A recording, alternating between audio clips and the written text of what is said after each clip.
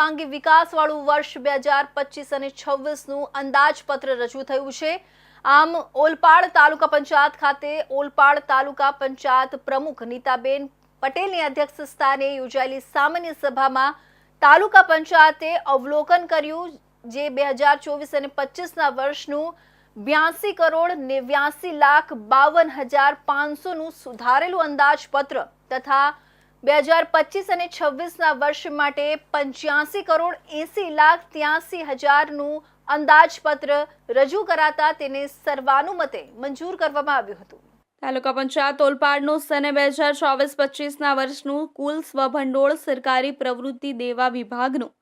₹82,89,52,500 તથા સને 2025-26ના વર્ષનું ₹85,80,83,000નું અંદાજપત્રમાં સ્વભંડોળની કુલ અંદાજિત આવકના 5% શિક્ષણ ક્ષેત્રે તથા જમીન મહેસૂલની કુલ અંદાજિત આવકના 15% ખેતી અને પશુપાલન ક્ષેત્રે અંદાજિત ખર્ચની કરવાની જોગવાઈ મુજબ વર્ષ 2024-25ના સુધારેલા અંદાજપત્રમાં તેમજ 2025-26ના અંદાજપત્રમાં સ્વભંડોળના ખર્ચ વિભાગના શિક્ષણ, ખેતી, પશુપાલન ક્ષેત્રે પૂરતી જોગવાઈ કરવામાં આવેલી છે। વર્ષ 2024-25ના સુધારેલા અંદાજપત્રમાં સ્વભંડોળની કુલ રૂપિયા કિંમત ₹6,69,39,500ની અંદાજે આવકની સામે સામાન્ય વહીવટ અને સાદિલવાર ક્ષેત્રે ₹17,73,550, સમાજ કલ્યાણ ક્ષેત્રે ₹7,1200, શિક્ષણ ક્ષેત્રે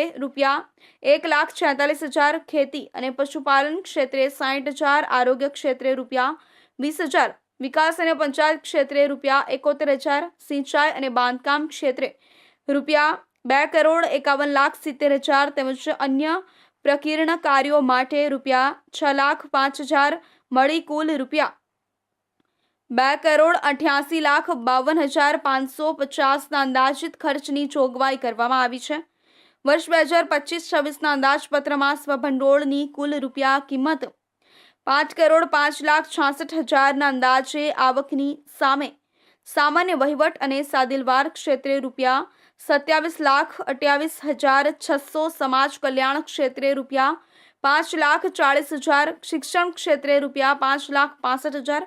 ખેતી અને પશુપાલન ક્ષેત્રે ₹1,15,000, આરોગ્ય ક્ષેત્રે ₹1,10,000, વિકાસ અને પંચાયત ક્ષેત્રે ₹80,000, સિંચાઈ અને બાંધકામ ક્ષેત્રે ₹3,14,10,000 તેમજ અન્ય પ્રકીર્ણ કાર્યો માટે ₹8,65,000 મળી કુલ ₹3,69,48,600ના અંદાજિત ખર્ચની જોગવાઈ કરવામાં આવેલી છે। વર્ષ 2024-25ના સુધારેલા અંદાજપત્રની સ્વભંડોળની સંભવિત બંધ